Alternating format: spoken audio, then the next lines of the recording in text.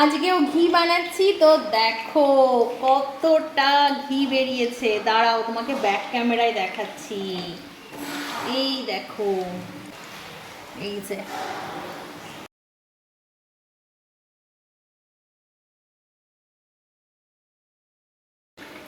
কয়েকদিনের শর্ট তুলে রেখেছিলাম, আর তার রেজাল্ট বাড়িতে বানানো ঘি।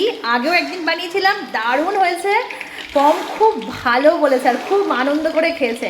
তো আবারও কয়েকদিন ধরে দুধ থেকে শর্ট তুলে রেখে আবারও বানিয়ে নিলাম ঘি। মানে নিজে কিছু বানালে না একটা আলাদাই একটা ফিলিংস হয়।